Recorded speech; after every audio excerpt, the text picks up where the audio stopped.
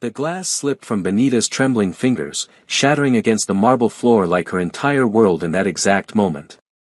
She stood frozen in the doorway of the penthouse bedroom she shared with her husband of 3 years, watching as he buried his face in another woman's neck, his hands roaming places that were supposed to be sacred, supposed to be hers alone.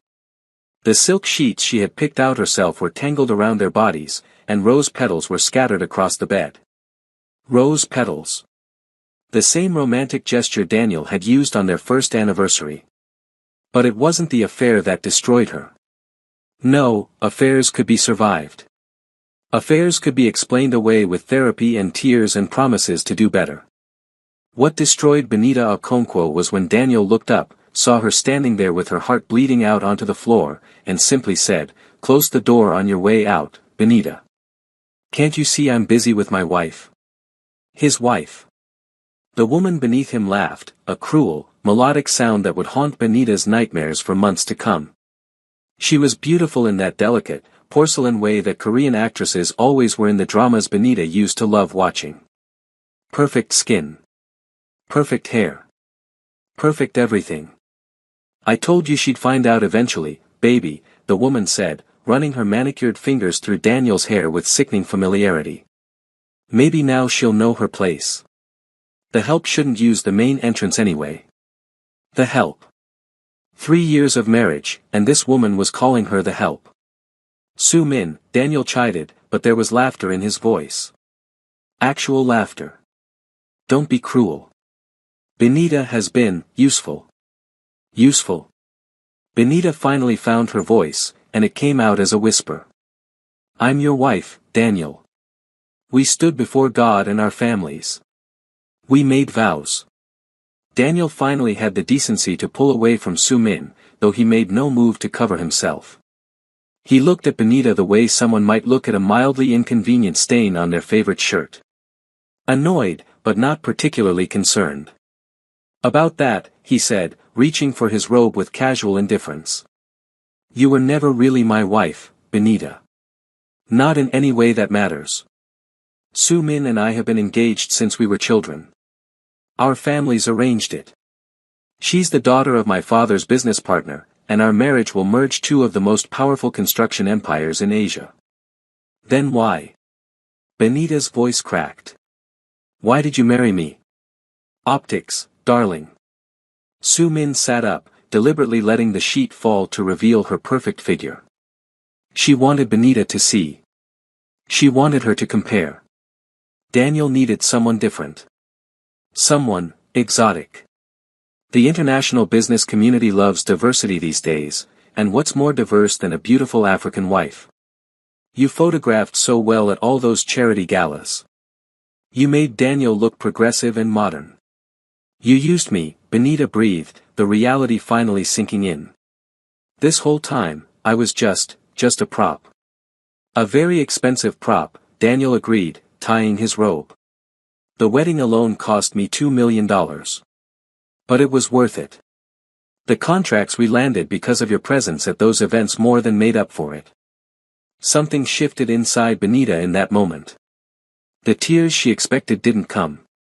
The screaming rage she anticipated never materialized. Instead, there was ice. Cold, calculating, and deadly.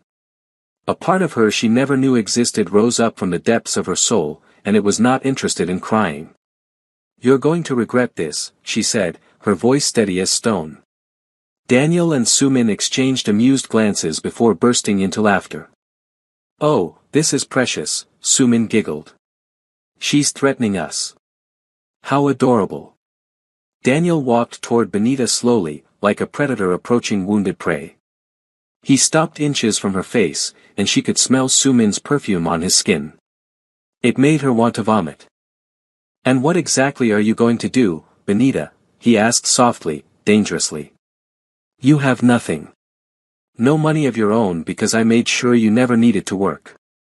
No connections in Korea because you were always too busy being my arm candy to make real friends. Your visa depends on our marriage, and if I decide to end things badly, you'll be on a plane back to Nigeria before you can blink."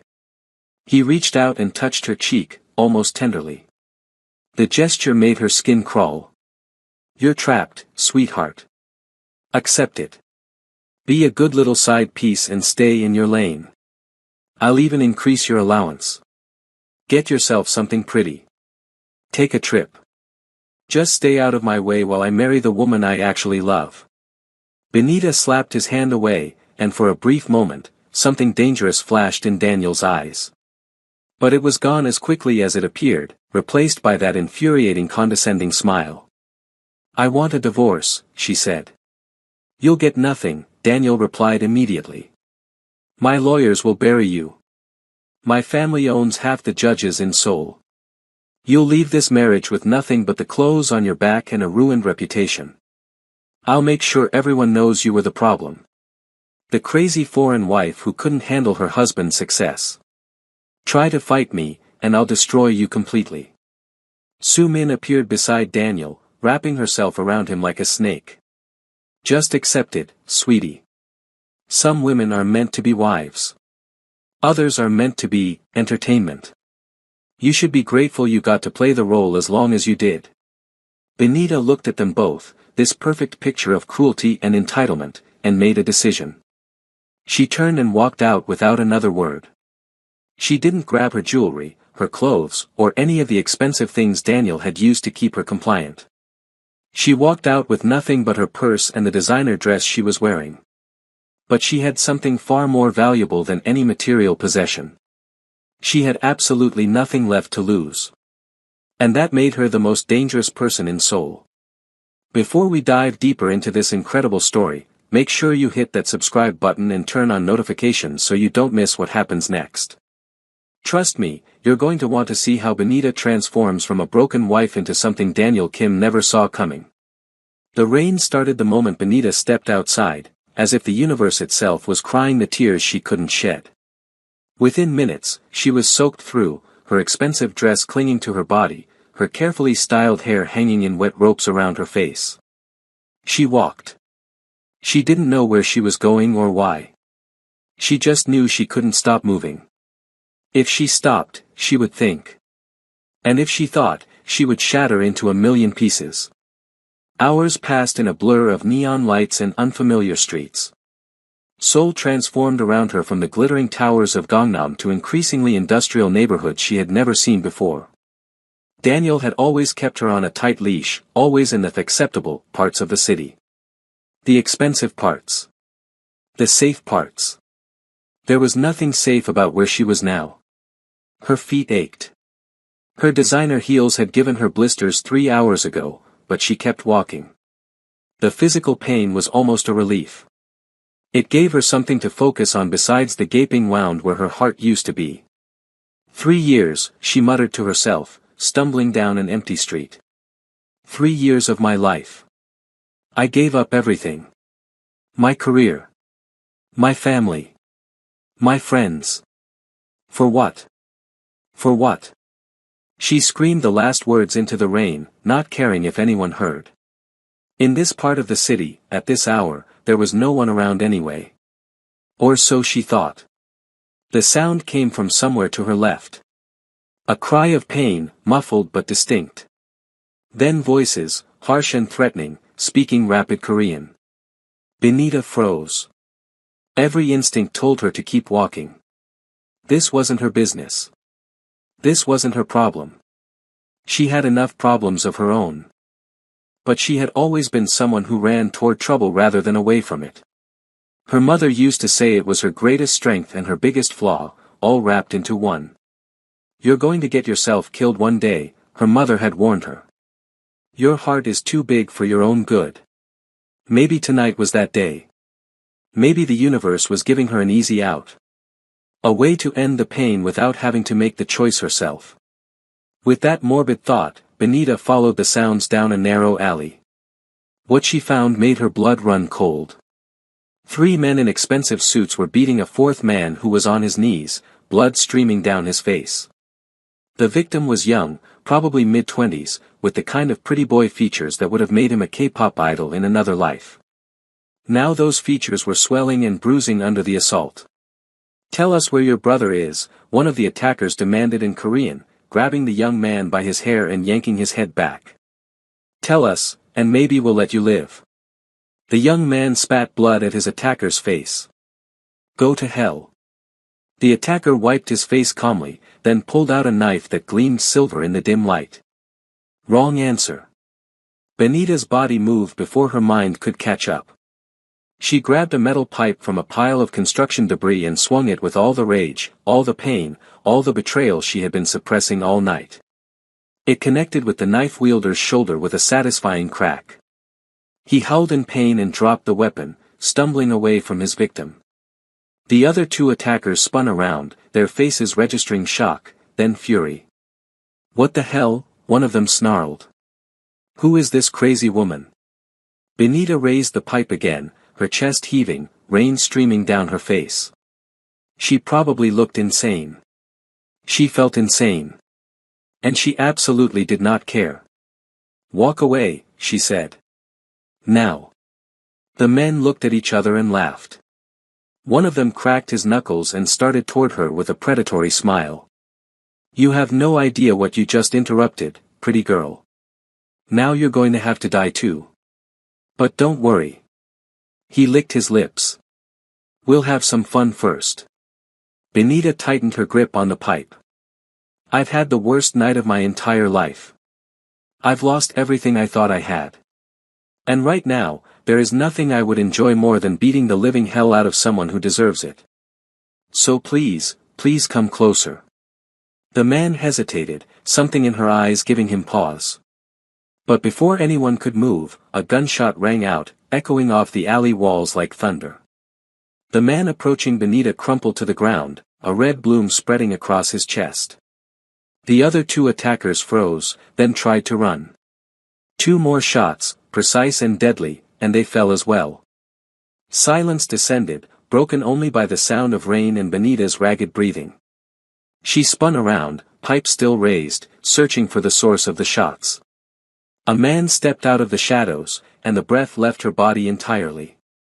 He was tall, well over 6 feet, with jet-black hair pushed back from a face that could have been carved by angels or demons. She genuinely couldn't decide which. His eyes were dark and cold, like looking into the depths of a frozen ocean, but there was something burning beneath that ice. Something dangerous. He wore a black suit that fit him like a second skin, probably custom-made, probably worth more than everything Benita had ever owned combined. And he held a gun in his right hand like it was an extension of his body, as natural as a finger or a thumb. He was, without question, the most terrifyingly beautiful man she had ever seen. "Well," he said, his deep voice sending shivers down her spine that had nothing to do with the cold rain. "This is unexpected." He walked past her as if she wasn't there, approaching the beaten young man on the ground. He crouched down and spoke in rapid Korean, too fast for Benita's limited understanding to follow. The young man responded weakly, and the stranger's expression flickered with something that might have been relief. "You're alive," he said, switching to English. "Good. Get up, Min Jun. You've embarrassed me enough for one night." "Love you too, brother," Min Jun groaned, struggling to his feet. "And for the record, there were 7 of them originally.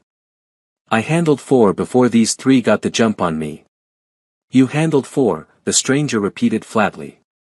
"You handled 4, and yet you were about to get your throat cut by the remaining 3. I was lulling them into a false sense of security. You were getting your ass kicked. Potato.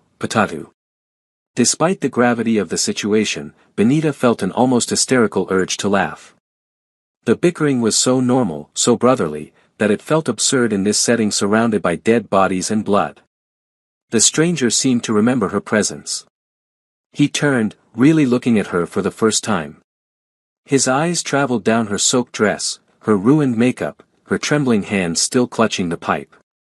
"You saved my brother's life," he said simply. "Why?" Benita swallowed hard. "I don't know. I couldn't walk away. Most people would have. Most people would have run in the opposite direction. I'm not most people."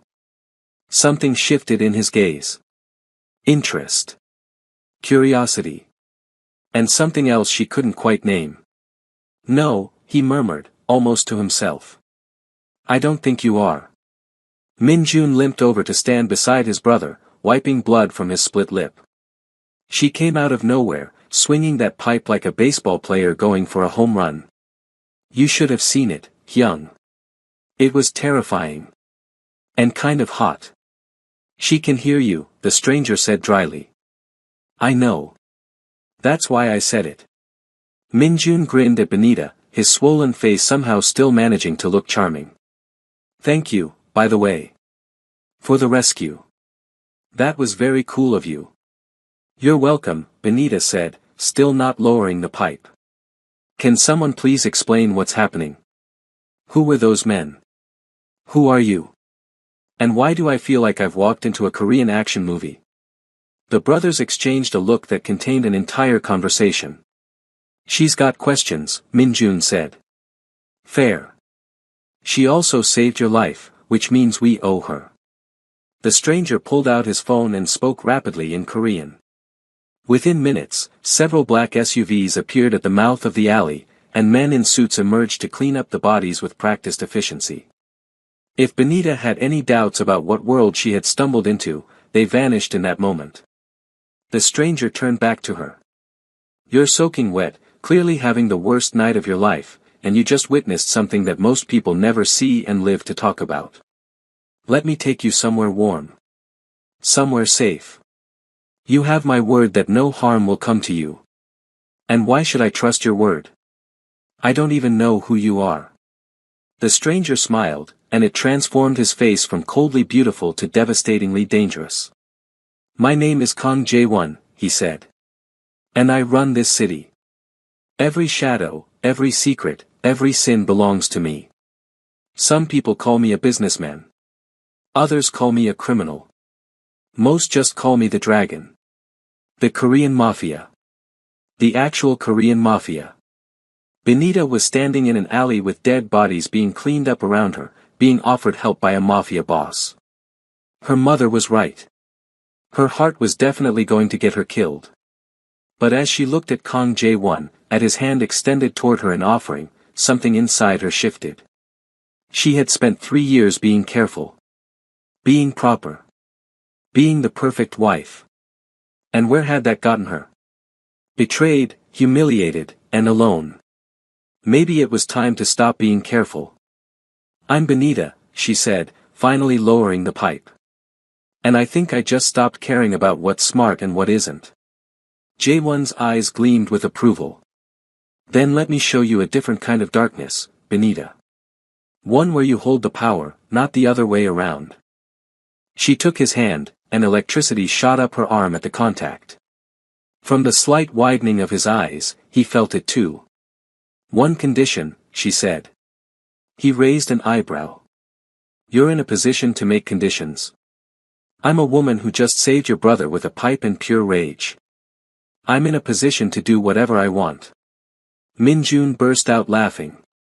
Oh, I like her. Can we keep her? Jae-won ignored his brother, his attention focused entirely on Benita. What's your condition? Wherever you're taking me, there needs to be hot food and a very large glass of wine. I haven't eaten since breakfast, and I just found out my entire marriage was a lie. I deserve carbs and alcohol.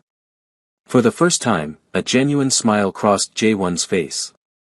It was small, barely there, but it softened the hard edges of his features in a way that made Benita's heart skip. I think that can be arranged, he said. And with those words, Benita stepped out of her old life and into something entirely new. Now, if you're enjoying this story so far, drop a comment telling me what you think of Jae-won. Is he the toxic king we've been waiting for, or is he trouble wrapped in a devastatingly handsome package? Let me know your thoughts below. Jae-won took Benita to one of his properties, a stunning Hanok-style mansion hidden in the hills above Seoul.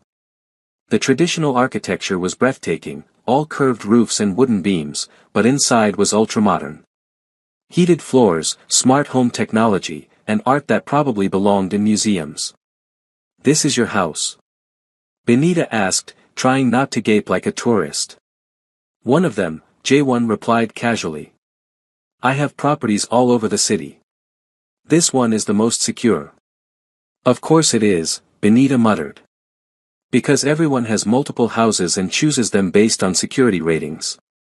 Min Jun, who had cleaned up and changed, appeared beside her with a grin. You're funny. I like funny people.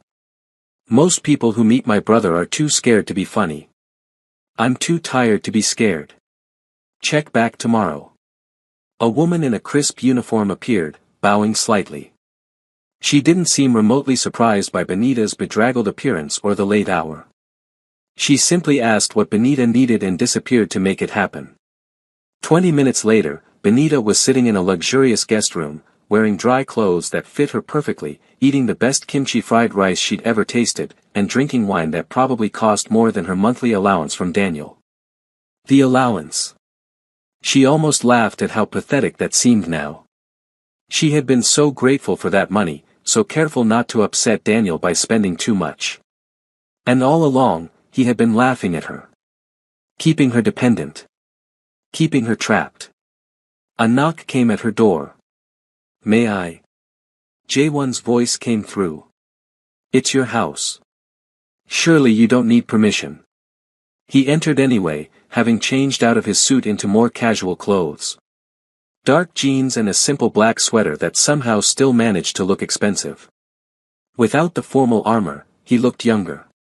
More approachable. But no less dangerous. That danger was in his bones, in the way he moved, in the way his eyes tracked every detail of the room before settling on her. You should be sleeping, he said, taking a seat across from her. So should you. I don't sleep much. Occupational hazard.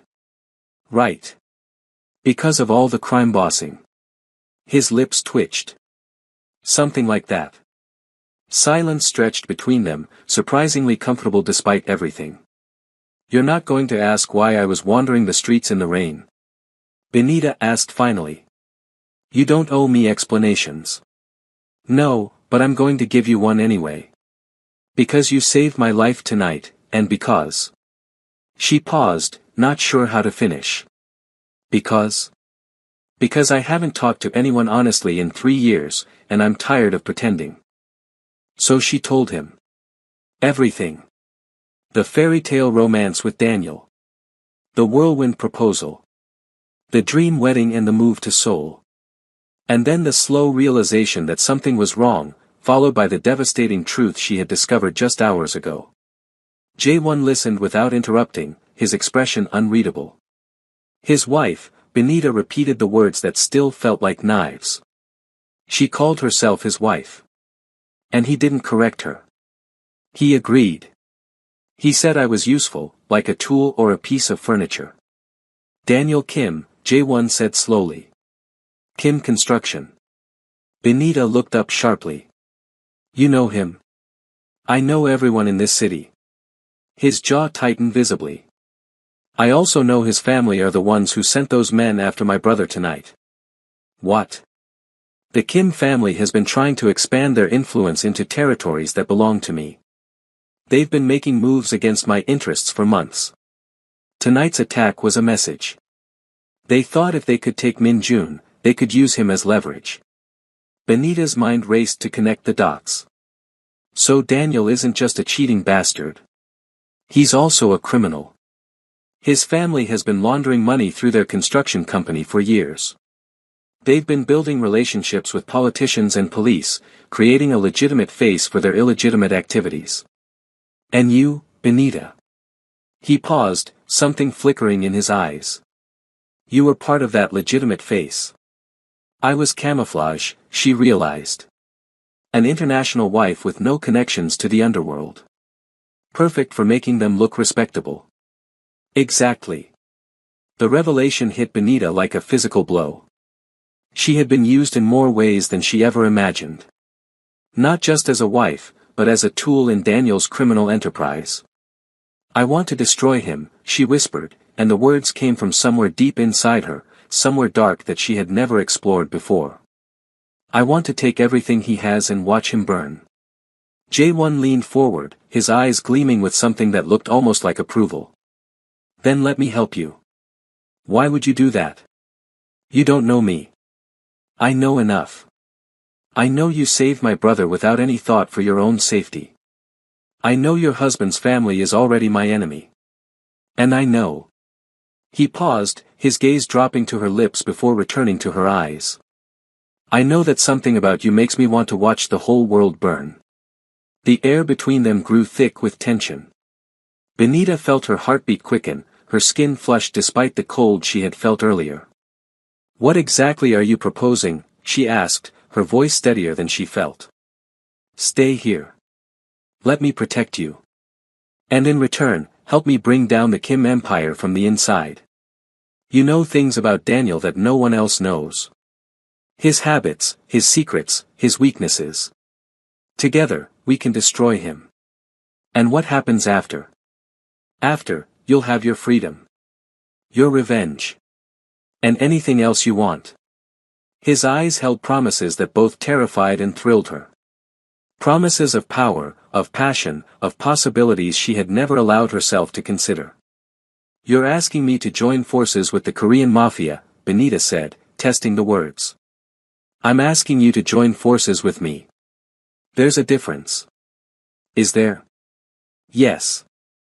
He stood and walked toward the window, his profile sharp against the city lights. The Mafia is a tool, Benita. A means to an end.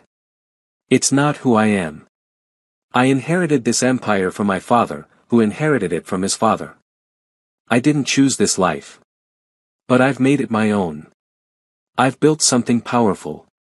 Something that can protect the people I care about and destroy those who deserve it. And you want to add me to the list of people you protect? He turned back to face her. I want to give you the weapons to protect yourself. I don't need a damsel in distress. I need an ally. A partner. Someone who's willing to get their hands dirty. Benita thought about Daniel's sneering face. About Sumin's cruel laughter. About 3 years of her life wasted on people who saw her as nothing but a prop. Deal, she said. Jaewon's smile was sharp and dangerous. Then welcome to my world, Benita Okonkwo. I have a feeling you're going to fit right in. The following weeks were a whirlwind of transformation. Jaewon assembled a team of lawyers who began building an ironclad case against Daniel. Every financial transaction, every suspicious meeting, every piece of evidence was meticulously documented and catalogued. He also provided Benita with something she hadn't even realized she needed, a purpose. I want to learn, she told him one morning over breakfast. Not just about Daniel, but about this world.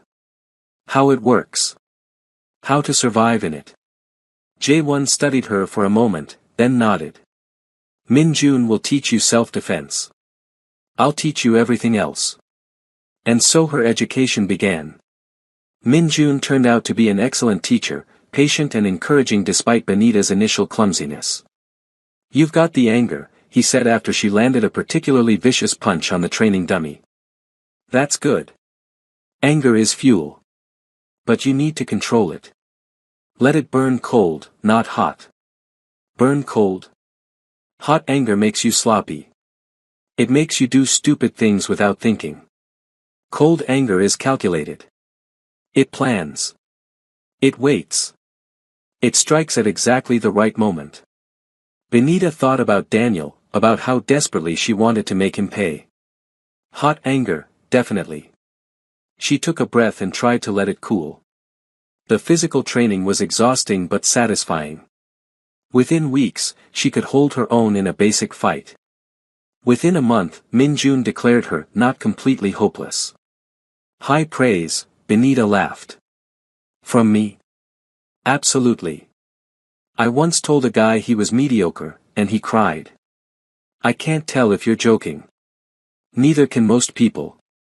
It's part of my charm. Despite their dangerous circumstances, Benita found herself genuinely enjoying Min-jun's company. He was funny, irreverent, and completely unimpressed by his brother's terrifying reputation. He's actually a huge nerd, Min-jun confided one day. He reads philosophy books for fun. Philosophy. For fun. I once caught him watching a documentary about butterflies and getting emotional. Butterflies? Their migration patterns, apparently. Very moving. Don't tell him I told you. He'll have me killed. I thought he doesn't kill family. For this? He might make an exception. The banter was a relief, a lightness that balanced the heaviness of everything else. But it was her time with J1 that truly changed Benita. They spent hours together, often late at night after the business of the day was done. He taught her about the underworld of Seoul, the complex web of power and alliances that kept the city functioning beneath its glittering surface. In return, she told him about her life before Daniel. Growing up in Lagos, Nigeria, the daughter of a university professor and a nurse. Her passion for architecture, the buildings she had designed that still stood in New York's skyline. The dreams she had abandoned for a man who never deserved them. You gave up everything for love, J1 said one night, something soft entering his usually hard gaze. That takes courage. Or stupidity, Benita countered. No. Never stupidity. You loved with your whole heart. That's rare. That's beautiful. The fault lies entirely with the man who was too blind to see its value. She looked at him, really looked at him. The sharp angles of his face, the shadows in his eyes, the tension in his shoulders that never fully relaxed. Have you ever loved like that? She asked. The question hung in the air between them. For a long moment, she thought he wouldn't answer. Once, he finally said. A long time ago. Her name was Yuna. She was a teacher. Kind, gentle, everything I'm not. She saw something good in me, something I'm not even sure exists. What happened to her? Pain flickered across his features, there and gone so quickly she almost missed it. My enemies wanted to hurt me. She was the best way to do it. They took her to send a message. His voice was flat, emotionless, but Benita could hear the anguish buried beneath. She died because of who I am. Because I was arrogant enough to think I could have a normal life, a normal love. I'm so sorry. Don't be. It taught me an important lesson. In my world, love is a liability. It gets people killed. The moment you care about something, you've given your enemies a weapon to use against you. And yet you care about Minjun. J1's expression softened slightly. Minjun is blood. He's family. And he's frustratingly good at staying alive despite his best efforts to get himself killed. Family doesn't always mean blood, Benita said quietly. My father used to say that family is whoever holds your hand when the world gets dark. Your father sounds like a wise man. He was. He died when I was 20. Cancer. He fought it for 2 years, and every single day, my mother held his hand. Even at the end, when he couldn't speak or open his eyes, she held on. That's what love is supposed to be. She didn't realize she was crying until J1 reached out and brushed a tear from her cheek. The touch was gentle, almost reverent, completely at odds with the violence she knew he was capable of. I think you and I are more alike than either of us expected, he said softly. Benita didn't pull away. I think you might be right. The tension between them grew with each passing day. Stolen glances that lasted too long. Accidental touches that felt increasingly intentional. Conversations that stretched into dawn because neither wanted to be the one to say goodnight. But they didn't cross the line. Not yet. Benita was technically still married, and J1 seemed determined to give her space to heal before adding another complication to her life. Still, the wanting was there. A constant current running beneath every interaction, growing stronger with each passing moment.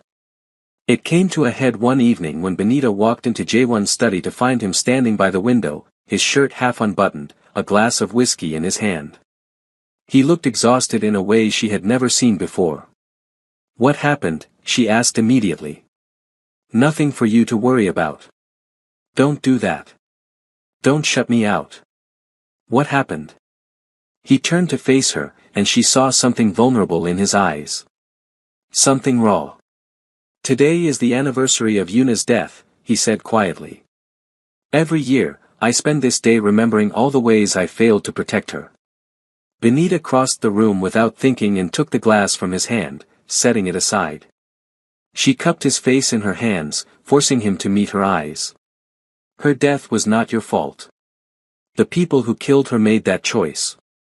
They carry that sin. Not you. If she had never met me, then she would have missed out on being loved by someone extraordinary. Would you erase your time together if you could? Would you wish that she had never known you? His jaw tightened. No. Even knowing how it ended, no. Then stop punishing yourself for loving her. She wouldn't want that. And neither do I. The last 3 words hung between them, loaded with meaning. Jaewon's hands came up to cover hers, warm and strong. You're the first person in years who's talked to me like I'm human and not a monster. Maybe because I see both sides of you. The monster and the man. And maybe I'm not afraid of either. You should be afraid. I'm not a good person, Benita. The things I've done. We're not talking about the past. We're talking about right now. This moment. And right now, all I see is someone who's carrying more pain than anyone should have to carry alone.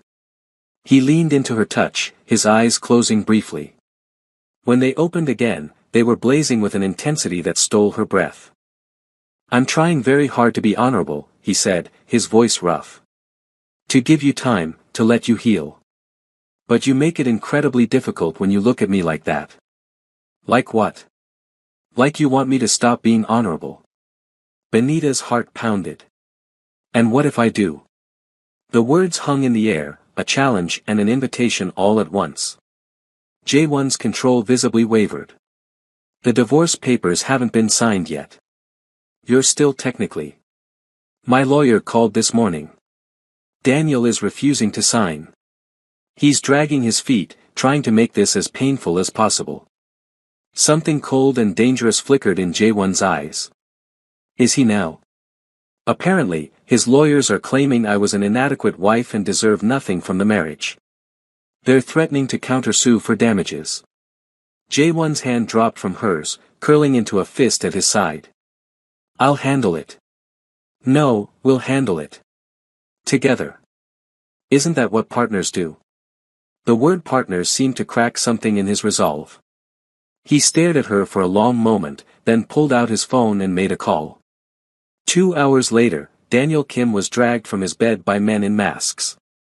He was taken to a warehouse on the outskirts of Seoul, where he was forced to his knees before Jaewon's imposing figure. Benita stood in the shadows, watching her husband's face cycle through confusion, fear, and finally, pathetic defiance. What is this? Daniel demanded, trying to inject authority into his trembling voice. Do you have any idea who I am? My family will. Your family, Jaewon interrupted coldly, is about to have much bigger problems than their missing heir. He nodded to one of his men, who placed a thick folder in front of Daniel. Inside were photographs, bank statements, recordings, everything needed to document the Kim family's criminal activities. This goes to prosecutors tomorrow morning unless you sign the divorce papers tonight, Jaewon said. Your wife gets everything she's entitled to and you walk away with your freedom. For now. Daniel's face went pale as he flipped through the documents. This is blackmail. No. This is negotiation. There's a difference. You can't do this. My father will destroy you. Your father can certainly try. Jaewon crouched down until his face was inches from Daniel's.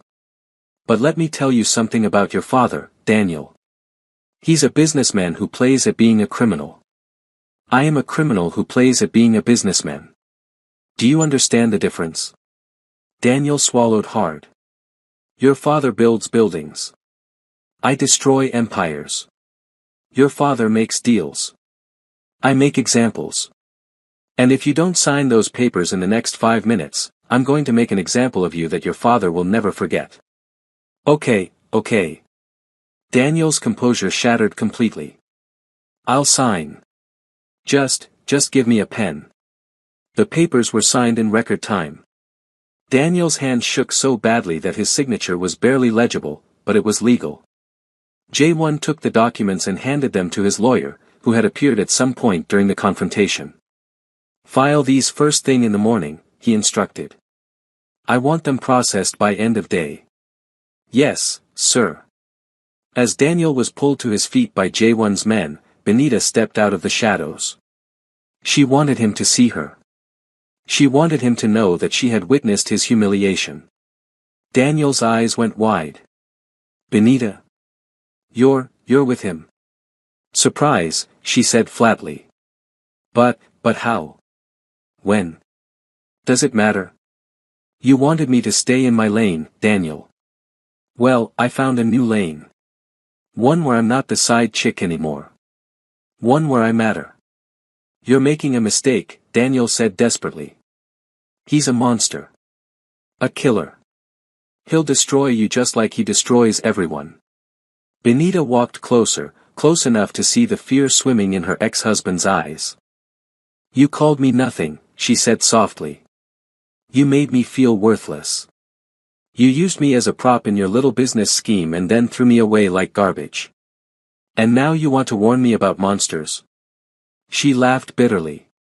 Sweetheart, I've already met the worst monster I'll ever know. And I was married to him for 3 years. She turned her back on Daniel and walked toward J1, leaving her past behind her forever. Get him out of here, J1 ordered. And tell his father that our next conversation won't be as pleasant if his family continues to interfere with my interests. Daniel was dragged away, his pathetic protests echoing through the warehouse. As the door slammed shut behind him, Benita let out a breath she hadn't realized she was holding. It's done, J1 said, moving to stand beside her. You're free. No, she corrected, turning to face him. It's not done. I'm not free until I've destroyed everything he built. I want his reputation ruined. I want his business in ashes.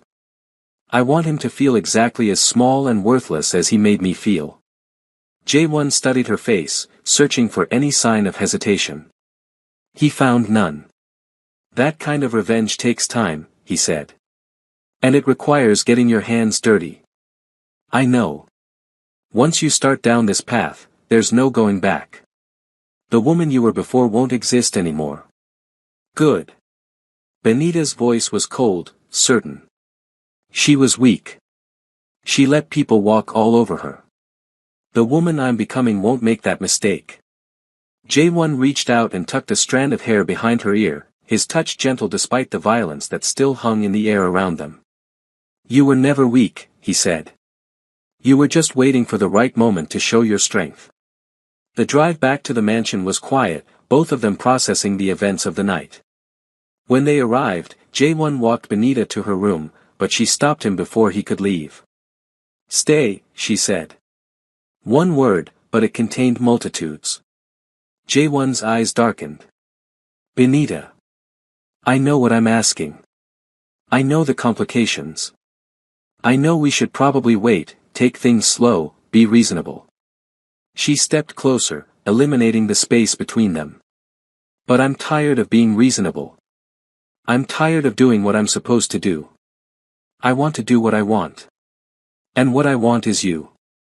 This isn't just tonight, he asked, his voice rough.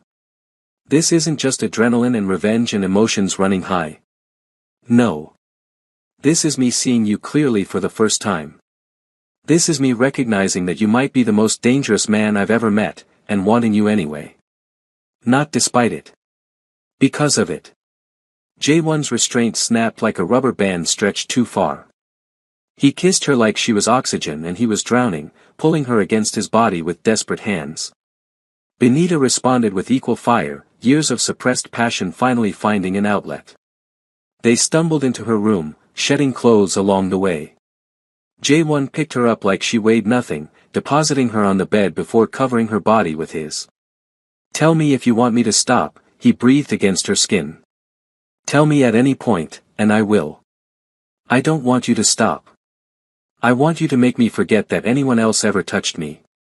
His answering growl was primal, possessive, and exactly what she needed. That night, Benita discovered that J1 was not a gentle lover. He was passionate and demanding, drawing responses from her body that she hadn't known she was capable of. But he was also attentive, pausing to check her reactions, adjusting to her rhythms, murmuring praise in Korean and English against her skin. When they finally collapsed together, breathless and tangled in silk sheets, Benita felt something she hadn't felt in years. Hope. I should warn you, Jae-won said, his arm wrapped around her waist, that I don't share. Whatever this is between us, whatever it becomes, I won't share it with anyone. Is that a threat? It's a promise. And a condition. Benita rolled over to face him, tracing the planes of his chest with her fingertips. I spent 3 years being shared without my knowledge or consent. Trust me, I'm not interested in sharing either. He caught her hand and brought it to his lips, pressing a kiss to her palm. Then we understand each other. We understand each other. Outside the window, dawn was beginning to paint the sky in shades of gold and rose. A new day. A new beginning. But their peace wasn't meant to last. Because across the city, Daniel Kim was licking his wounds and plotting his revenge. Now I know you all are glued to your screens right now. If you're loving this story, hit that like button and subscribe if you haven't already. Drop a comment below telling me what you think Daniel is planning. And trust me, you're not going to want to miss what happens next because things are about to get even more intense. The weeks that followed were some of the happiest Benita had ever known. She threw herself into her partnership with Jae-won, working alongside his team to systematically dismantle Daniel's world. The evidence they had gathered began to leak, first to business journalists, then to prosecutors. Daniel's reputation started to crumble. Contracts were cancelled. Partners withdrew. The Kim construction stock price plummeted. Soo Min, Daniel's beloved, was photographed fleeing the country with a mysterious man who was decidedly not Daniel. The photographs went viral. She didn't even last a month, Benita observed, scrolling through the headlines with satisfaction. Some love that turned out to be. Rats always flee a sinking ship, Jae-won replied. The real question is what Daniel will do now that he's cornered. They didn't have to wait long to find out. The warning came in the form of a package delivered to the mansion. Inside was a dead rose and a photograph of Benita from years ago, back in New York. On the back was written, "Roses die. So do women who betray their husbands." Benita stared at the photograph, her blood running cold. Jae-won's reaction was immediate and volcanic. Within hours, security at the mansion had tripled, and every street around it was monitored by his men. He's desperate, Jae-won said, pacing his study like a caged tiger. Desperate men do stupid things. He's threatening me, Benita said. Trying to scare me into backing off. Is it working? She looked at him, and her eyes were steel. Not even a little. But Daniel's threats weren't empty. Over the following week, several of Jae-won's businesses were attacked. Warehouses burned. Shipments were intercepted. Men were hospitalized. He's formed an alliance, Min Jun reported grimly after one of his informants checked in. The Chinese Triad. They've been wanting to expand into Korea for years, and Daniel offered them a foothold in exchange for their help taking you down. The Triad, Jae-won repeated, his voice dangerously calm. 2,000 members. Serious firepower. And no respect for Korean territory agreements. The news was a blow. The Triad was a significant threat, one that could challenge even Jae-won's considerable power. But Jae-won didn't become the dragon by backing down from fights. Call a meeting, he ordered. Every lieutenant, every ally, every soldier who owes us loyalty. We prepare for war. The preparations took days. Weapons were distributed. Positions were fortified. Alliances were reconfirmed. Benita watched it all with a mixture of awe and terror. You could leave, Jae-won told her one night as they reviewed battle plans. I have safe houses all over the world. You could disappear until this is over. We've had this conversation before. I'm not leaving you. This is different. This is a war, Benita. People will die. I might, he stopped himself, but she heard the unspoken fear. You might what? She pressed. I might not be able to protect you. If something happens to you because of me. Benita took his face in her hands, forcing him to meet her eyes. I'm not Yuna, she said firmly. I'm not a gentle teacher who doesn't know how to defend herself. I'm a woman who saved your brother with a pipe. I'm a woman who's been training every day for months. And I'm a woman who would rather die fighting beside you than live knowing I ran away when you needed me. Jae-won closed his eyes, leaning into her touch. You're infuriating, he murmured. And you love me anyway. His eyes flew open. She realized what she had said, the word that had slipped out unbidden.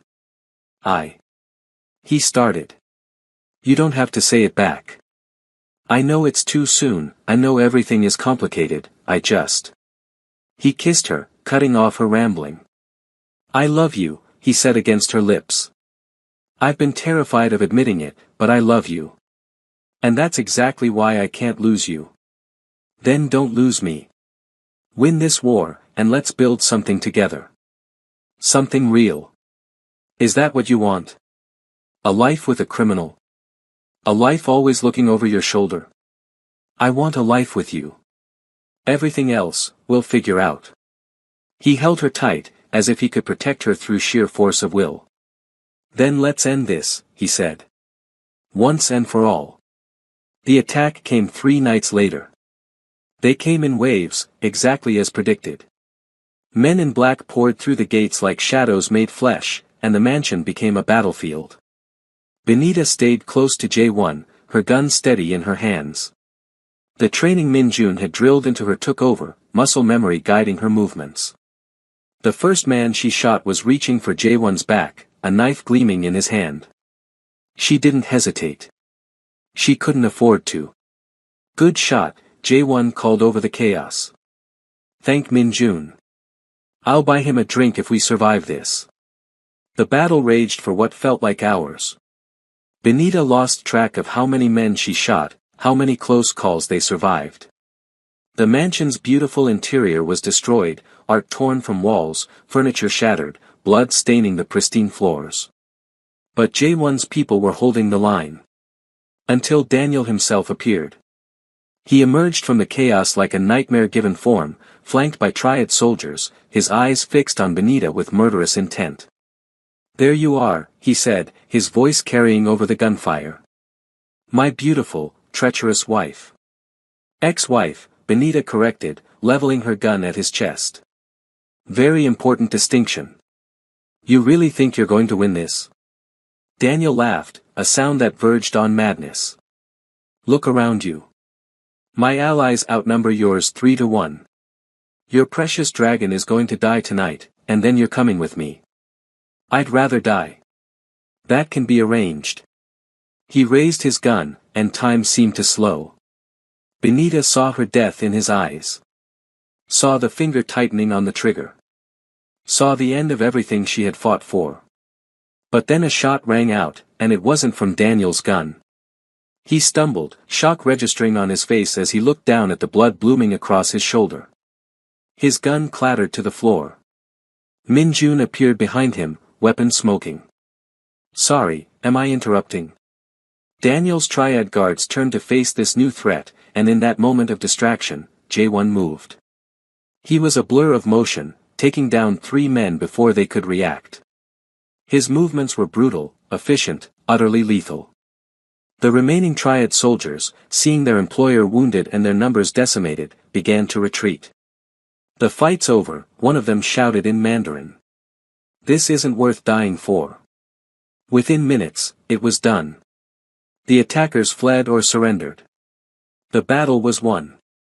Daniel Kim lay on the floor, bleeding and defeated, surrounded by enemies. Jae-won approached him slowly, retrieving Daniel's fallen weapon. You came into my home, he said, his voice terrifyingly calm. You threatened the woman I love. You allied with foreign criminals and broke every code our world lives by. Please, Daniel whimpered, all his arrogance gone. Please, I'll do anything. I'll leave the country. You'll never see me again. I know I won't. Jae-won raised the gun. Wait, Benita said. Everyone turned to look at her. She walked toward Daniel until she was standing over his pathetic, bleeding form. The man who had made her feel worthless. The man who had stolen 3 years of her life and given her nothing but pain. "You called me nothing," she said quietly. "You said I was just entertainment. A prop. A side piece."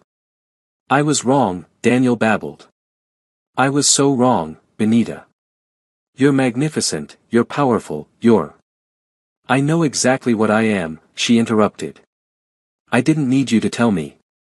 I just needed you to stop telling me the opposite." She reached out and took the gun from Jaewon's hand. "I spent so long wanting you dead," she continued, looking down at her ex-husband. "Fantasizing about this moment. And now that it's here." Daniel's eyes were wide with terror. "Please. Please, Benita. Now that it's here, I realize that killing you would be too easy. Too quick. You don't deserve a quick end." She handed the gun back to Jaewon. "I want him to live," she said. "I want him to go to prison for the rest of his life. I want him to sit in a cell and watch his empire crumble. I want him to see me thriving in every news article, every society photo, every whisper about the woman who destroyed him. I want him to die old and alone and forgotten, knowing that I won." Jaewon studied her face for a long moment, then nodded slowly. "Get him ready for transport," he ordered his men. "And make sure the prosecutors know exactly what evidence we're delivering along with him." As Daniel was dragged away, still sobbing and pleading, Benita felt a weight lift from her shoulders that she hadn't even known she was carrying. It was over. Finally, truly over. Jaewon pulled her into his arms, holding her tight. "You never stop surprising me," he murmured into her hair. "I hope I never do. You chose mercy. Even after everything he did to you." Benita shook her head. "It wasn't mercy. It was strategy. Death ends the suffering. Life means he has to live with his failures forever. That's not mercy. That's cruelty." Jaewon laughed, the sound startled out of him. "You really are perfect for this world." "No. I'm perfect for you. The world just gets me as a bonus." He kissed her then, in the middle of his destroyed mansion, surrounded by chaos and blood and victory. And Benita kissed him back. 6 months later, Benita stood before a gathering of Seoul's most elite, no longer the invisible wife of a disgraced businessman, but the formidable partner of the most powerful man in the city. She wore a stunning gown designed by Korea's hottest new fashion house. Diamonds dripped from her ears and throat. But it was the confidence in her bearing that drew every eye. She had rebuilt herself from the ashes of her old life. Her architecture firm was thriving, with projects across Asia and beyond. Her family in Nigeria had been flown out to visit, her mother crying with joy to see her daughter so happy. She had found herself again, stronger and more certain than ever before. And she had found love. Jaewon watched her from across the room, his eyes full of pride and passion. He was wearing a new suit, this one without bloodstains, and he looked like every fantasy she had never dared to dream. She smiled at him, and he smiled back. Min-jun appeared beside her, champagne in hand. "You know, when I met you, you were soaking wet and swinging a pipe. Now look at you. Glow up of the century." "You're ruining my moment," Benita told him. "Ruining moments is what little brothers are for. It's in the job description." Despite herself, she laughed. Over the months, Min-jun had become the brother she never had. Annoying, loyal, and fiercely protective despite his jokes. "Your brother is staring at me again," she said. "He's always staring at you. It's gross, actually. The man has no chill. Would you prefer he had chill?" Min-jun considered this. "No. Chill Jaewon would be deeply concerning. I'd think he was plotting something." Jaewon himself materialized beside them, as if summoned by their conversation. "Plotting what?" "Nothing," Min-jun said quickly. "I'm going to go find more champagne. Somewhere else. Far away from whatever is about to happen here." He disappeared into the crowd, and Benita laughed. You terrorize him, she said. It's mutual. He took her hand and led her to the balcony, away from the noise and the watching eyes. The city spread out below them, a glittering tapestry of lights and shadows. I have something for you, Jae-won said, reaching into his jacket pocket. He withdrew a small velvet box, and Benita's heart stopped. Before you say anything, he said quickly, this isn't a proposal. Not yet. You've only been divorced for 6 months, and we agreed to take things slow. This is a promise. A commitment. A declaration of intent. He opened the box to reveal a ring, but not a traditional engagement ring.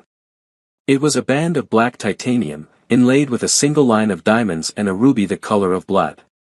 This was my mother's, he said. She gave it to me before she died and told me to give it to the woman who made me believe in love again. I never thought I'd find her. His voice grew rough. And then you walked into that alley with a pipe and pure rage, and you saved my brother, and you saved me. Benita's eyes were blurring with tears. Jae-won. I love you, Benita Okonkwo. I love your strength and your stubbornness and the way you refuse to back down from anything. I love that you see the monster in me and love me anyway. I love that you make me want to be better, be more, be worthy of standing beside you. He took the ring from the box and held it out to her. This is my promise that when you're ready, if you're ever ready, I'll be here. Waiting. For as long as it takes. Benita looked at the ring, at the man holding it, at the future spreading out before her like an unwritten story. Yes, she said. Jae-won blinked. Yes. Yes, I'll wear your ring. Yes, I accept your promise. And yes, when you do propose properly, my answer will be yes to that too. His face lit up in a way she had never seen before. Pure, unguarded joy. He slipped the ring onto her finger, then pulled her into a kiss that made the city lights blur and the world fade away. When they finally broke apart, both breathless, Benita looked at the ring on her hand. It fit perfectly, as if it had been waiting for her all along. I have a promise for you too, she said. Tell me. I promise to stand beside you, no matter what comes. I promise to fight with you, plan with you, build with you. I promise that whatever darkness we face, we'll face it together. And I promise. She smiled, a hint of her old mischief appearing. I promise to always be the scariest thing in your life. Jae-won laughed, pulling her close. That's not a promise. That's just a statement of fact. They stood together on the balcony, watching the city that now belonged to both of them. There would be more challenges ahead, more enemies to face, more battles to fight. The world they lived in was dangerous, and there would always be people who wanted what they had. But they would face it together. Because Benita had learned something important in her journey from side chick to queen. She had learned that the darkest nights lead to the brightest dawns. She had learned that the deepest wounds can become the greatest strengths. And she had learned that love isn't about finding someone who completes you. It's about finding someone who sees how complete you already are, and choosing to build something even greater together. What are you thinking about? Jae-won asked. The future, Benita said. Our future. And what do you see? She looked at him, at this dangerous, complicated, utterly devoted man who had become her partner in every sense of the word. Everything, she said. I see everything. And somewhere, in a prison cell on the outskirts of Seoul, Daniel Kim sat in darkness, watching the news coverage of his ex-wife's triumph. Every headline, every photograph, every whisper of her success was a knife in his heart. He had called her nothing. But she had become everything. And that was a mistake he would regret for the rest of his miserable, incarcerated life. The final shot of the evening came as Jae-won and Benita walked back into the party, hand in hand. The crowd parted before them like water before royalty. To the future, Jae-won said, raising a glass. To us, Benita corrected. To us, he agreed. And as they drank, as the city sparkled around them, as their enemies cowered and their allies cheered, one thing was perfectly, undeniably clear. This was just the beginning. Thank you all so much for staying with me through this entire story. If this touched your heart, made you feel something, or just gave you the escapism you needed today, please hit that like button and subscribe to the channel. We post stories like this all the time because stories about love, revenge, redemption, and characters who refuse to be defeated are what this community is all about. Drop a comment below telling me what you thought of Benita and Jaewon's story. Do you want to see a part 2? Maybe their wedding, or a new enemy rising, or even a story from Minjun's perspective. Your comments help decide which stories I create next, so make your voice heard. Until next time, remember, you are never the side character in your own story. You are the main event. No matter what anyone else tells you, no matter what circumstances try to convince you, you are worthy of a love that sees you, fights for you, and refuses to let you be anything less than extraordinary. I'll see you in the next video.